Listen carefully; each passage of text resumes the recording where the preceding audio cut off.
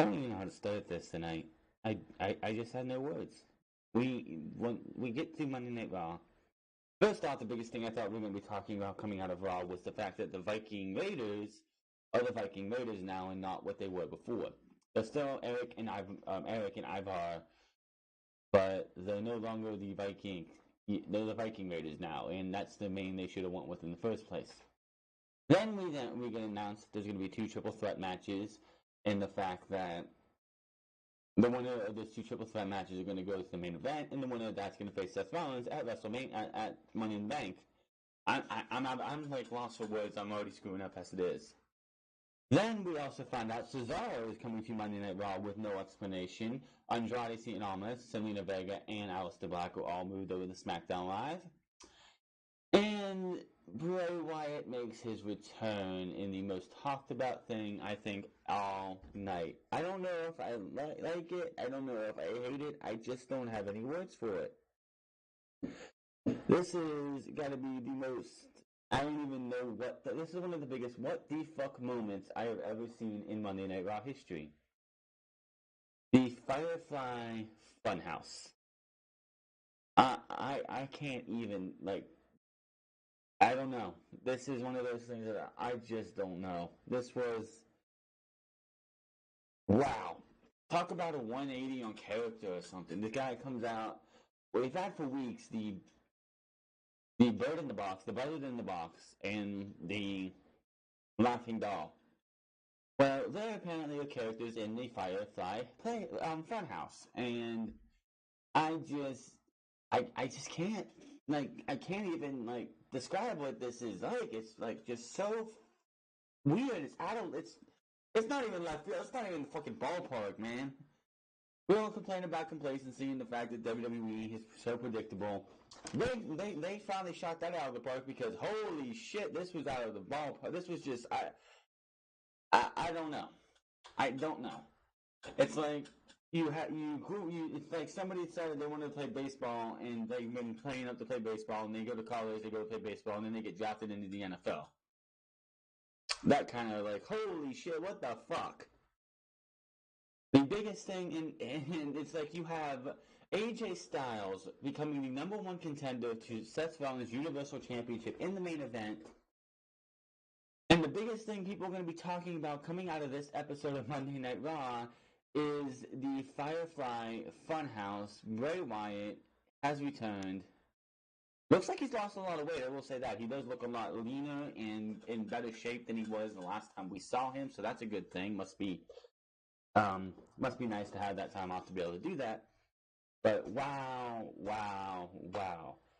No matter what I do tonight trying to explain what this is, and you don't go to WWE's YouTube channel when they post a video and check this entire segment out, how much of it they show, I can't do it no justice. Brian Zane, if he talks about it on Wednesday, will do it no justice. What Culture, Cultaholic will not be able to do this thing any justice. Any person on a podcast or anything else, from Solid Monster, Sam Roberts, to anybody, including myself, are not going to be able to do this justice because holy shit, I didn't see this coming. Nobody saw this coming. Love it or hate it, or like be meh or in between or whatever. This is just, it's one of those things that you're going to just have to be like, I have to give it a chance. You have to. You can't just be like, oh, we'll just throw it off to the side. I mean, yeah, we voiced our opinions and got the War Raiders to be called the Viking Raiders now, which I will say is way better and should have been the name they got in the first goddamn place. I wish they could still be Hanson and Mo, but with the fact that WWE and Vince McMahon wants to own the names of most of their superstars, they went with Eric and Ivar. People wonder why AJ Styles and Samoa Joe don't have their names changed. It's because simple, they own their names. AJ owns his name, Samoa Joe owns his name, and they lease their names out to WWE, so they're getting a little kickback. And WWE, as long as those guys are under contract, will be able to use them. And I think if they were to ever leave, WWE might have a little bit of, I don't know how it actually works, but yeah. So much happened tonight, and what people are going to be talking about the FireFly Funhouse, like, wow. I want to say, like, the Monday Night Raw started off pretty piss poor, though. We had the 2 triple threat matches announced before the show. So, what is WWE in the most uncreative way? Which, yes, the triple threat matches themselves was an uncreative way. Let's have all 6 participants come to the ring with Seth Rollins and Triple H in the middle of the ring. And let's have a 30-minute fucking no commercial break promo session. Oh my words. Just even thinking about that. Holy shit. What the hell was that?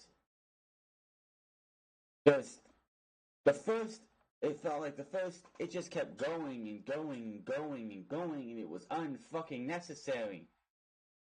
You could have had Seth Rollins cut his promo, say what he said before anyone came out, and then say what he said when everyone was in the ring, where he says it doesn't matter which one of you it is. You're coming to Money in the Bank to face Seth effing freaking Rollins, and I'm going to burn it down, drop the mic, and that would have been it. And we could have had the first of 2 triple threat matches, which was the best match of the night, pretty much. Even though AJ Styles did try to carry Baron Corbin to the best match that he could. But, yeah. I'm not mad. I'm not angry. I'm not upset. I don't know what I am when it comes to this thing, but it's just one of those things that, oh god, I don't know what they're doing with Bray Wyatt. It's just one of those things, and I'm just like,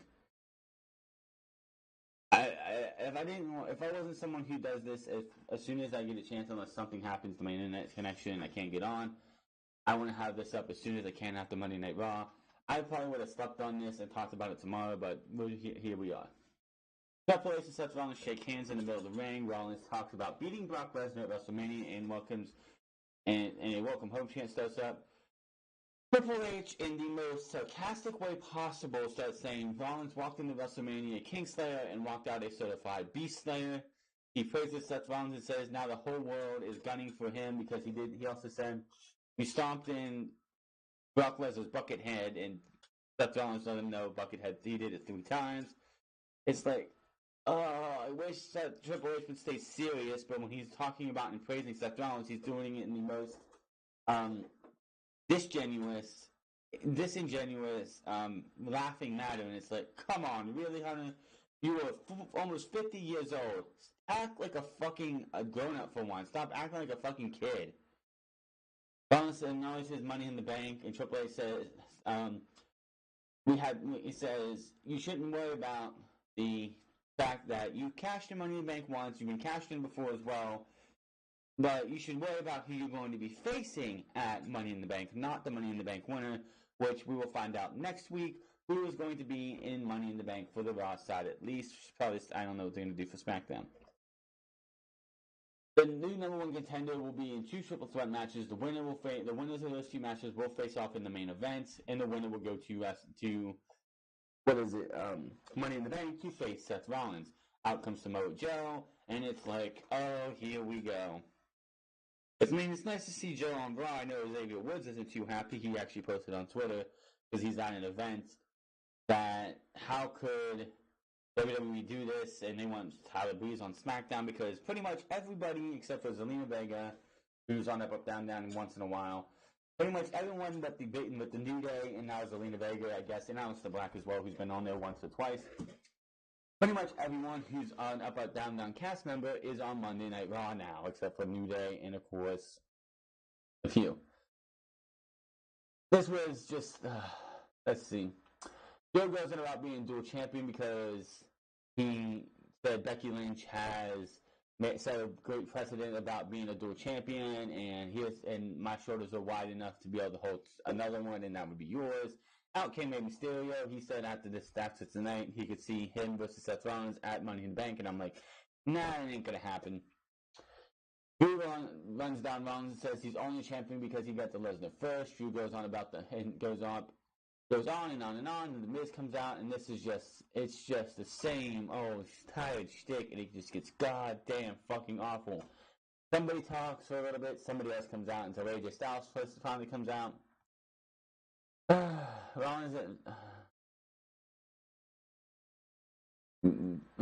at Money in the Bank. Rollins asks Triple H if this is what he's talking about, everyone gunning for him. Rollins says he's ready, and it doesn't matter who he faces because he's Seth freaking Rollins and he's going to burn it down, drops the mic and leaves, and we have our first triple threat match, AJ Styles, Samoa Joe, and Rey Mysterio. Great fucking match. These three guys are three of the best in the WWE, and three of the best, like, more over guys in the company between AJ Styles, Samoa Joe, and Rey Mysterio. This was, again, great. We had so much good action in this one. We had Rey Mysterio doing a plancher off to the outside to Samoa Joe. We had a different type of Tower of Doom later on in the match with Rey Mysterio was trying to suplex AJ Styles to the outside. Samoa Joe comes up and just takes them both over and flips them both over onto themselves from the top rope, which was definitely brutal looking. Let's see here. Towards the end of the match, my internet cut out for a second. I was like, oh, come on, not this again. I had to go find out what the heck happened because I came back on and we were on to the Iconics. And we'll talk about that later. But AJ flies in to make the save, but Joe locks in the clutch on him. It's broken up with a 2 count by AJ. AJ with a Pele to Joe. AJ jumps up, but Ray sends him into the ropes for a 619 position. Ray hits 619 on Joe. Springboards up. Springboards in, but AJ catches him with a powerbomb. And then AJ Styles powerbombs Ray onto Joe. AJ with a Styles Clash to Ray on top of Joe.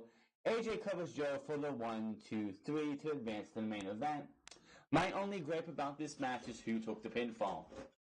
Why do champions continue to lose? I don't care if it's a tag team match. I don't care if it's a singles match, triple threat, beta 4-way. If it's a non-title match and the champion's not going to be winning the match, have them lose by DQ, have them lose by count out or something. Champions need to stop taking pinfalls. What is the fucking point of having championships in this fucking company if all you're going to do is have people have the champions lose on a constant basis? If it makes sense for storyline, which it did not here, then that's fine. But having your U.S. champion lose again and again and again and again makes no fucking sense. Still to come, Baron Corbin versus The Miz versus McIntyre, also Becky Lynch versus Alicia Fox. May I ask why Alicia Fox does still have a job in WWE? The reports came out like 2 months ago that Arn Anderson got fired because Alicia Fox showed up in a house show intoxicated, and he let her perform. Rightfully so, if that is true, he deserved to be fired. Now, why is she not fired? Because apparently they offered her rehab and she went AWOL. It's like, A, who is she sleeping with? And B, if she's not sleeping with anybody, what does she have on Vince McMahon or somebody in management to keep her job there? Because there's absolutely no fucking reason the likes of Alicia Fox should still be on TV or even in the WWE. I'm just going to say that right there. Who cares? The John Cena, they announced this show is highlighting a John Cena hosting the Ellen Show. Who fucking cares? John Cena is off in Hollywood. He's not part of the WWE storyline right now, so just leave it at that. Again, now we have Naomi versus Billie Kay. We go to the ring and commercial, and Naomi as Mike. Out comes Naomi as Mike Vernon does the introductions. We go to commercial again. Out comes commercial break, and comes the women's tag team champions, the Iconics. And what do I always say?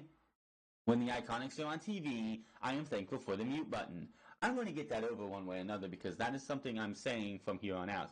When the Iconics are on TV, I am thankful for the mute button. They do their usual shtick, spiel, and everything. They taught Naomi on the way to the ring, mentioning how Bayley has moved SmackDown and how she was no one to watch her back now. And the bell rings and Kay takes control, keeping Naomi grounded. Naomi comes back with a clothesline and a back elbow. Naomi stuns Kay and keeps going. Peyton Royce tries to gets on the apron for interference, but Naomi knocks her off. Naomi keeps control, rolls Kay up for the 1, 2, 3 in a very short match. Are you kidding me? I don't like the Iconics, but they're the women's tag team champions. The Iconics lose on the same night Samoa Joe loses. Why do champions lose? These titles are a joke. Hey Bayley, Sasha, I hope you're happy that you prodded and poked Vince McMahon to get these titles into existence. because these titles mean absolutely nothing. These titles are worthless. They had a little bit of credibility on them when you guys had them, but the fact that you lost them in one of the most bullshit fashions, and then the Iconics have only won one match since they won those titles, and it was against a team of jobbers, local talent from Brooklyn. It's just really, the Iconics in this year alone have only won 3 matches. It seems like they won the match before WrestleMania by cheating, by holding down Sasha Banks' arm. They won at WrestleMania, and then they won the Tuesday after WrestleMania. They have lost every single match since then. Why should we fucking care about the Iconics? Why should we fucking care about the women's tag team championships? They're going nowhere. They're not going to go. They're never going to go anywhere, and they're absolutely worthless. Yes, I know in the grand scheme of things, all the championship belts are just props, and outside the WWE, they mean absolutely nothing. But in the kayfabe, in the WWE universe, they should mean something, and they mean absolutely nothing. Seriously, why should anyone fucking care about the women's tag team titles when I believe that is 3 matches in a row where Peyton Royce and Billie Kay or one or the other have lost? They lost last week for sure against Naomi in a 2-minute Naomi and Bayley in a 2-minute match.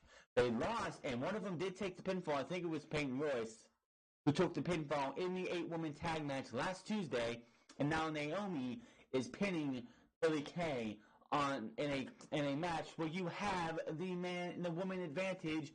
You use Peyton Royce to get the interference the right way, and then you have Billie Kay win by dirty tactics. But no, Naomi, who has no tag team partner because all 3 of her recent tag team partners are on SmackDown Live, boom, she wins still.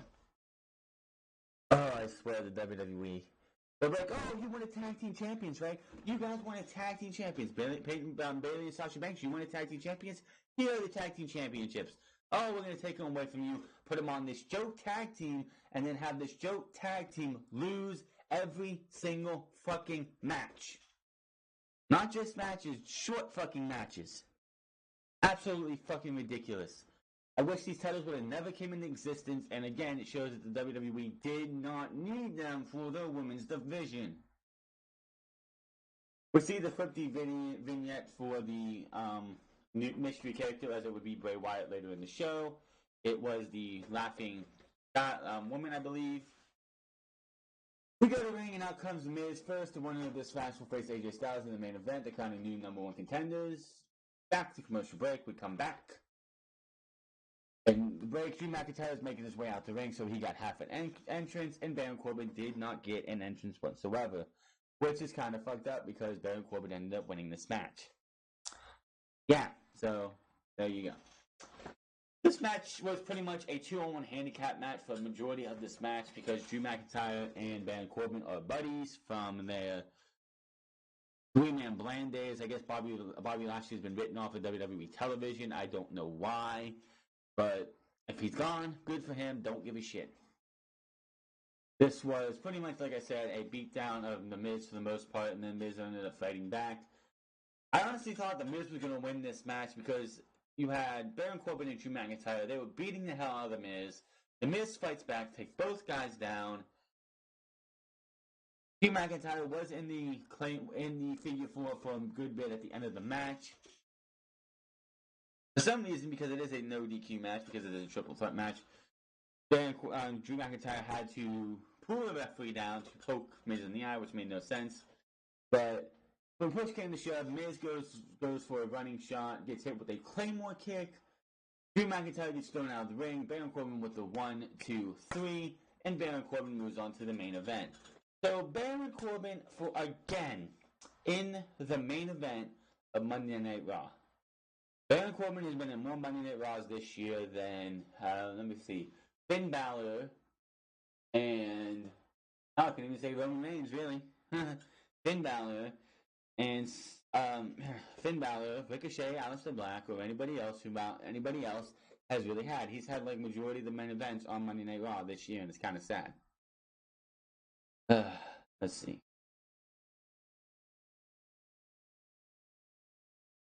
Terry Crews approaches AJ Styles in the back as he was watching the match. Charlie asked about how he would deal with Corbin. AJ says it's not the size of the dog in the fight, it's the size of the fight in the dog. That tired trope, I get tired of people using that same cliche. He likes to think of himself as a bulldog with more fight in him than Corbin. We see Corbin, who's still in the ring, watching AJ's interview. He says he hopes Seth Rollins is watching because they will hear what everyone else is. The winner of this match, AJ Styles. We go to the ring, and out comes Sami Zayn, back to commercial, back from break. Leads us to a Make-A-Wish video, which I think they should have did at a different time because you had this dick Sami Zayn in the middle of the ring. Sami's in the ring, and he talks about how much he's done something since returning that no one else has got guts to do. Be honest with the fans about how they are. I'm pretty sure that's been Daniel Bryan's shtick all on SmackDown Live since November. Sami says he's not bitter. He's a happy person. Sami says that 10 months away from all this and all the fans was the happiest time of his life. He's going on to show us how beautiful his life could be outside of prison walls. He shows us some Instagram photos from his trip around the world. I think one was in Nepal, one was in Switzerland. Sami says he was living a good life, and then as his return was approaching, he started feeling depression and anxiety like a dark cloud was hanging over him. What about WWE was making him sick? Sami goes on about saying, is it the corporate structure and the egos of WWE superstars in the back? But no, that wasn't it. He did some digging and determined the problem was each and every one of you. Each and every one of us, the toxic culture that have created and imposed they impose on Sami and everyone else but themselves. Fans boo him, of course. Sami tells them to go ahead. If it makes them feel good, it makes them feel good because it's easier to blame Sami than look in the mirror and hold yourself accountable for your role. Man, Sami is just throwing daggers at people like me. Damn. Sami says fans don't want to be responsible, but he makes every member of the WWE Universe responsible. Sami goes on and knocks the people of Des Moines, Iowa, which they were at, so they were in Seth Rollins' backyard. Sami says everyone should take a trip to feel better. He says they can all take a trip. They can all go to hell. Sami jumps the mic, exits the ring as his music hits. So, Sami Zayn, tell us how you feel, youngster. Tell us how you feel, because my word, this guy just, it does feel like they're doing the Daniel Bryan 2018-19 on Monday Night Raw, only not being about the planet Earth, but being, pretty much, hey, he said 2 weeks ago when he talked to Mark Henry, when Mark Henry came out to him, and he said he wrote everything he said, or everything he said was from his heart, and I don't buy that for a minute. But the simple fact is, this feels like a Vince McMahon thing. Vince McMahon doesn't want to go out there and say what he feels about the WWE Universe. He's going to have one of his superstars be a heel and do it for him. This all just feels like this is coming from Vince McMahon himself, and it's just a way for the WWE to use say, hey, this is what we actually think of you, and we go from there. Sami Zayn's leaving. Out comes Cedric Alexander, because he's taking on Cesaro. I don't get why they broke up the bar. I don't. I think they should have brought the bar to Raw, moved the Revival to SmackDown, and that could have been that. But they broke up the bar. What does this do for Sheamus and Cesaro? Quite honestly, WWE never pushes Cesaro as a single star before, even though fans have clamored for Cesaro to be a single star every single time they get a chance to see it. So, unless they're bringing Cassius Ohno up to reunite the Kings of Wrestling from the Independents, I don't see why they broke up the bar. They were a great tag team. The Bar versus the Hardys would have been great, but I guess the Bar versus the New Day has been enough. I would love to see the Bar versus the Revival, the Bar versus the Viking Raiders, but this is what we got. This was a pretty decent match here. Cesaro ends up winning this one as we get Cesaro blocks a backslide as Cedric nails a huge kick to the head, so it runs the ropes and leaps, taking Cesaro down on the outside. Cedric brings it back in and springboards up, but Cesaro nails it with a huge uppercut in midair for the 1-2-3. Like, WWE has absolutely no plans for Cesaro, and they absolutely have no plans for Cedric Alexander. His first night as the official member of Monday Night Raw, and he is already a loser. WWE, no plans whatsoever. Cedric Alexander, in my opinion, could be a great underdog babyface to go up against the likes of Samoa Joe. And both of those guys lost tonight, so why should if they don't WWE doesn't care about the future when it comes to a guy like Cedric Alexander, why should we?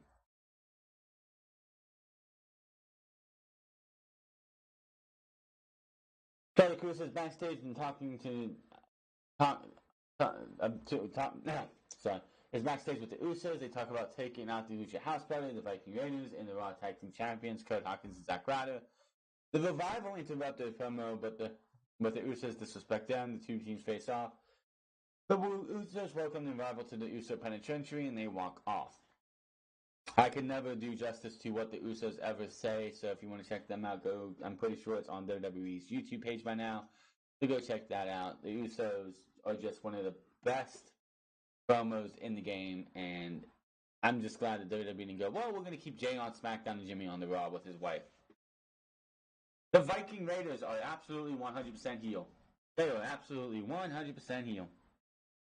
We go to the ring, and out come the NXT Tag Team Champions, the Viking Raiders, Eric and Ivar. They hit the ring, and we go to commercial.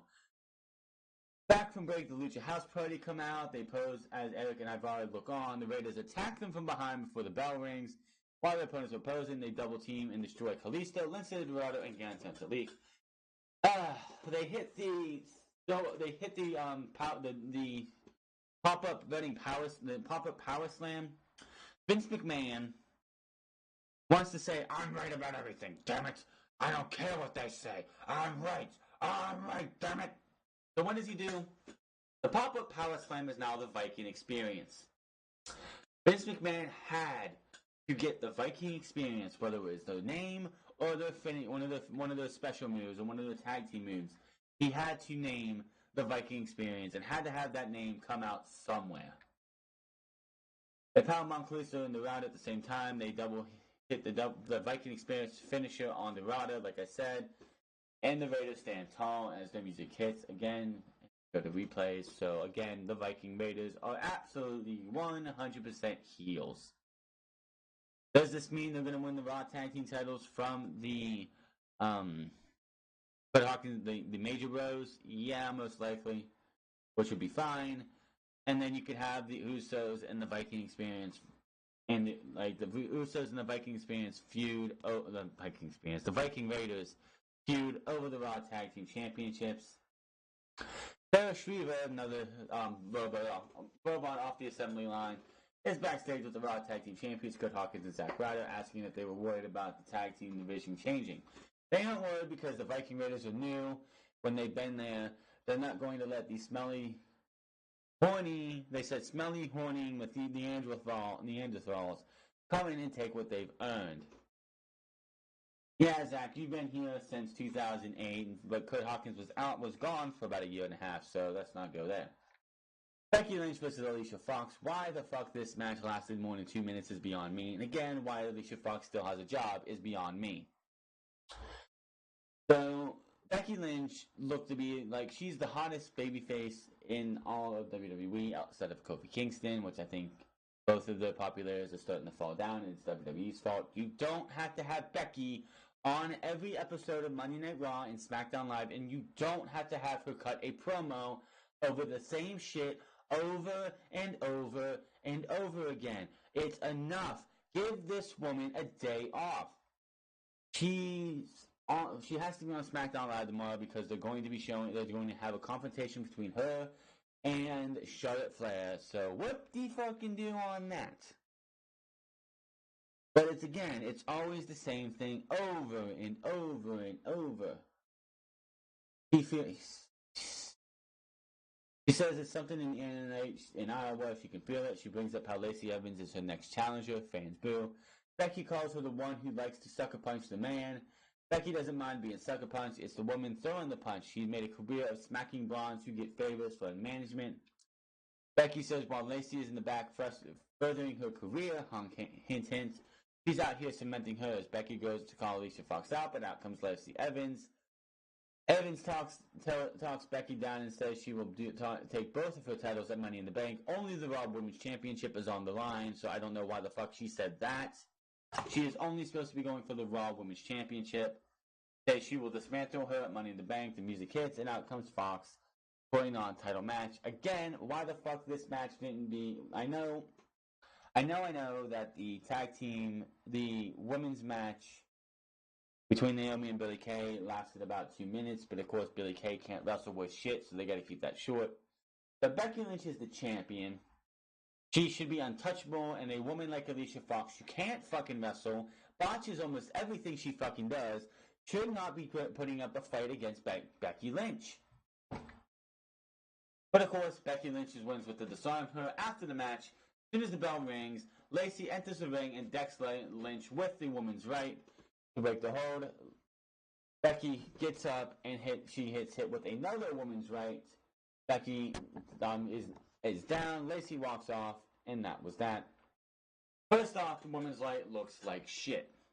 Secondly, Becky Lynch has to get hit with 2, and like I just said, it does make Becky look like she's a lot bigger and a lot stronger than others. But it's like you just had Alicia Fox take Becky Lynch to her limits. Becky Lynch had to carry Alicia Fox to her limits, and then you had Lacey Evans come in and jack her not once but twice because Becky Lynch again for the first one practically no-sold it. She takes the hit, she gets back up, and then she takes another one. You're really not helping Lacey Evans' woman's right. Hell, last week when she faced Natalya and she hit her with the woman's right, she went up for a moonsault. She didn't even try to go for the pin. So is the woman's right not even her finisher now? Hell, I don't know. But it is going to be at Money in the Bank. Lacey Evans, which is kind of funny because the early betting odds and the early betting favorites is Lacey Evans winning the Money in the Bank ladder match, but there's no way that she's going to be doing both at Money in the Bank. Now, Lacey Evans should have no chance of beating Becky Lynch. Becky should be losing the SmackDown Live Women's Championship to somebody on SmackDown. So they have a championship to fight for, and Becky Lynch can go and face off against the women and help try to build the Raw Women's division back up. We'll have to wait and see. Charlie Cruz is backstage with Baron Corbin, who is warming up for the main event. Corbin knocks Charlie and goes about looking forward to making Seth Rollins pay. Corbin isn't worried about AJ Styles tonight in the main event. Blah, blah, blah, blah, blah. You know how it is. Ricochet versus Robert Roode. Yes, I said that right. Robert Roode. First off, Robert Roode is a heel again. Roode's a heel, which is good. Second, he is going back years. I think at least 15 years. Something like that. No. I'm going to say 13, 14 years. When Team Canada was disbanded by Jim Cornette in Impact Wrestling, TNA. I don't think it was immediately after that, but it's not too long after that, Bobby Roode, who was Bobby Roode at the time, sat down and had an interview about him coming into some money, and he became this rich prick, Robert Roode. So Robert Roode comes to Monday Night Raw, shaves the beard off. He is clean shaven on there, but has this huge ass mustache that I swear. So sometimes during this match against Ricochet, that dude looks like fucking Joey Ryan's twin. Seriously, if you watch this match, when he's down on his ass and he's like begging off, when he's begging off Ricochet, he looks like fucking Joey Ryan. I shit you not. He looks like Joey Ryan. That's not a good thing in my opinion. Robert Roode gets a victory over Ricochet, breaking Ricochet's winning ways. Ricochet with Aleister Black had not lost in the traditional sense. They did lose by countout on main roster TV. They were not pinned in the Fatal 4-Way at WrestleMania. But the honeymoon is over for Ricochet. I don't think WWE has had any plans for this guy whatsoever, so let's see what happens with him. But Bobby Roode is back to where he should be right now, and that is a heel. This guy was never meant to be anything more than a big-time heel in WWE because the babyface role they had him play was big. Now, Bobby Roode can play a big-time babyface if they want him to, but he needs to be fucking serious. He needs to be, what is it? If you can find it on YouTube, in 2011, I think it was, 2011, when Impact Wrestling was taken over by Hulk Hogan in 5-6 months beforehand. Bobby Roode was in a faction called Fortune with AJ Styles, Christopher Daniel, Kazarian, James Storm. I think Kazarian wasn't there yet, but it was like AJ Styles, Christopher Daniels, Bobby Roode, and James Storm of Beer Money. They were heels when they were with the Immortal faction of Hulk Hogan and Eric Bischoff and their minions. After weeks of speculation of what's going on, it turned out that Fortune were the ones trying to get rid of Immortal. Well, there was a match between Ken Anderson and I believe Jeff Hardy, which Fortune helped Ken Anderson retain the title over an evil Jeff Hardy. That's when Jeff Hardy tried to be a bad guy, and it sort of worked, but it sort of didn't work because he was hopped up on so much problems that it wasn't even funny. Well, after the match, and you have to find this, it's the best babyface promo I think Bobby Roode had ever done in TNA. He goes out, Eric Bischoff, Hulk Hogan, and Wrestler Immortal is on the stage. Fortune, I believe, Crimson, Scott Steiner, Ken Anderson are all in the middle of the ring, and Bobby Roode just lets it rip against Hulk Hogan, and it is, I think, one of the best promos the guy has had.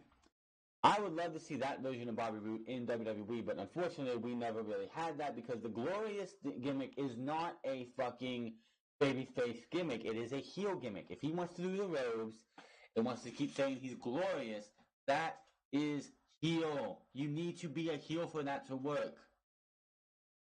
Ricochet goes for a 630, but Roode moves out of the way. He doesn't do the full rotation, and it looks like he came down very awkwardly.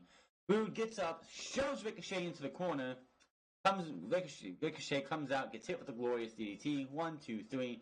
Robert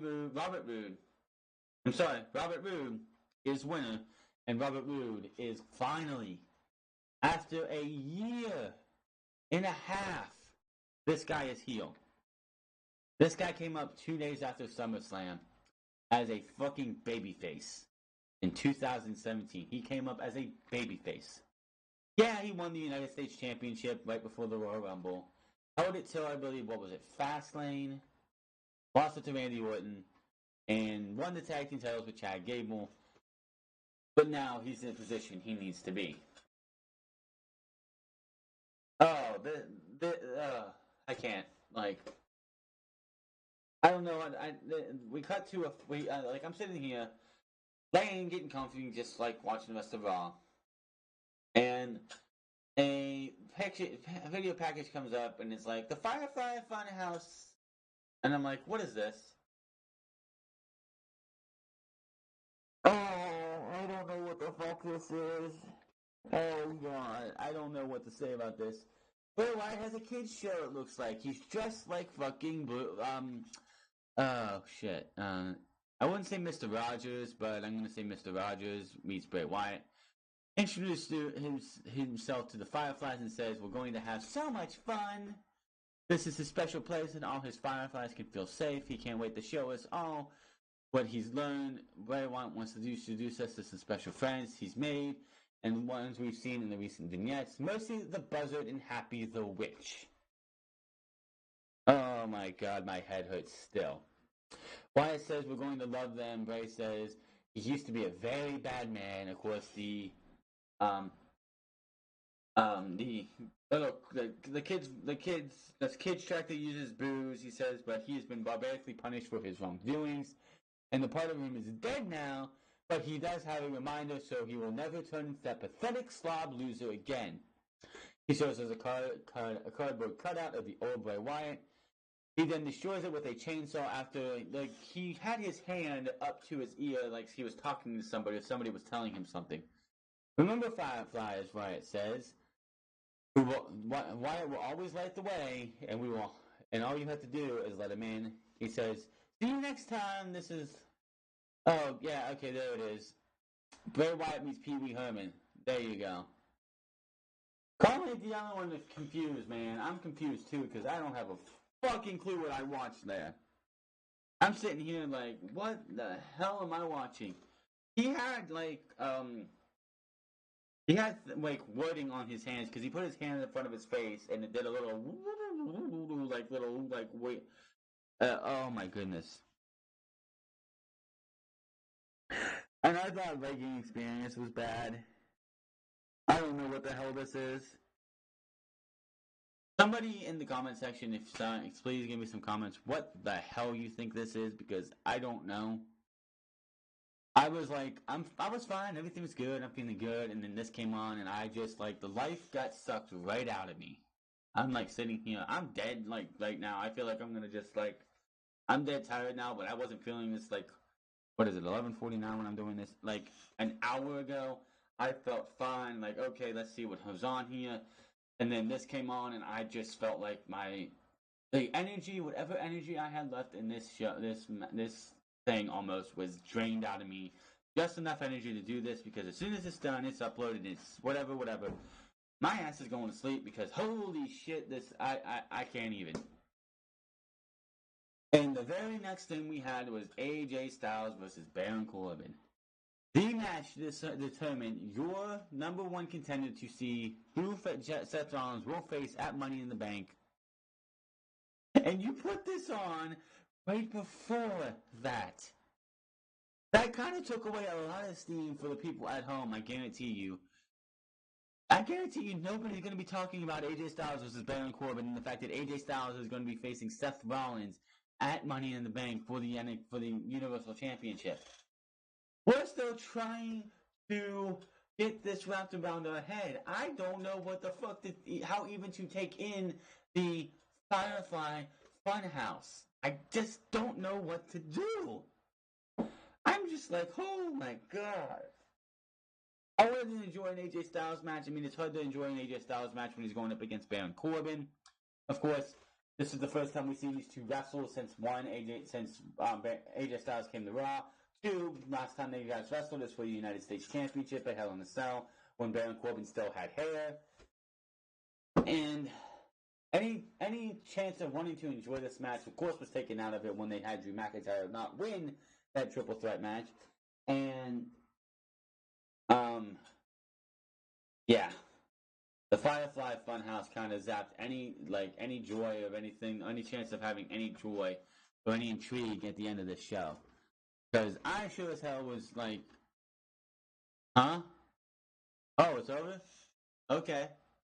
That's cool. Play the details. AJ Styles wins after Corbin gets it first, but after AJ gets that,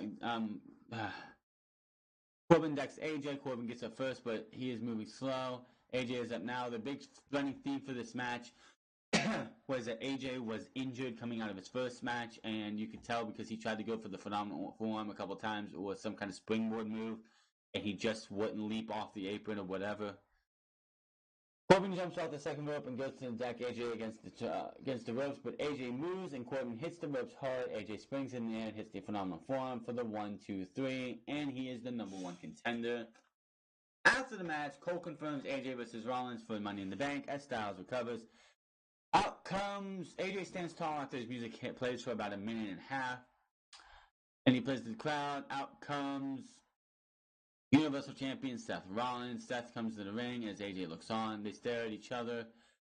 And Kevin Dunn, like a fucking idiot, could not stop, deciding when Seth Rollins' music was going to stop and play, stop and play, stop and play. He comes to the ring, and I swear, he comes to the ring, his music stops. He's talking to AJ for a second, his music plays up again. He puts his hand out for AJ to shake his hand. His music stops, it plays again, it stops, and then they shake hands, and then it plays again as they're sitting there jawing. And that was Monday Night Raw. This show, I'm just so drained right now because I'm glad the experience is done. Hopefully we don't get any more experience memes, but we know that's going to be happening for like forever on. Thanks, Vince, for being a fucking retard, because you decided that you wanted to have the Viking experience, and now everything when it comes to WWE, it's an experience. There's the Samoan submission machine experience. There's the burn it down experience. It's like, it's just on and on and on and on and on, and I'm over it. They're the Viking Raiders, and I'm much better off with the Viking Raiders. And I liked, I will say this, I like the Titantron and the Titan picture that they showed this week, because the wording, like the way they had it last week, it was just the name of the team in black, like red lettering, just looked really awful. This time it looked fucking badass, and I hope that's on a t-shirt, because I'm sure that will sell well. But nothing, we all talked about that last week. I guarantee you the FireFly FunHouse is going to be something to talk about this week. But that is going to be your Monday Night Raw review. This was a pretty average show. The first triple threat match, the Bray Wyatt segment, and the main event match are the three biggest things to watch. Hit that subscribe button, comment down below, like or dislike this video. Find me on Twitter at The France Club. Find me on twitch.tv/TheFrance08. Thank you guys all for watching Raw, SmackDown, NXT, and Unscripted last week.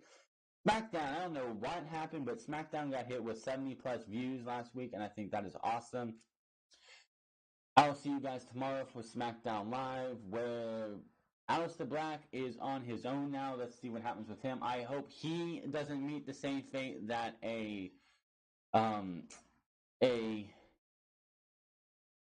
Ricochet did tonight, but I gotta get some sleep soon, because holy shit, I'm still like trying to recover from this. I've never felt so drained about something in a while outside of WrestleMania, and I just don't know. I'll see you guys tomorrow. You have a good one.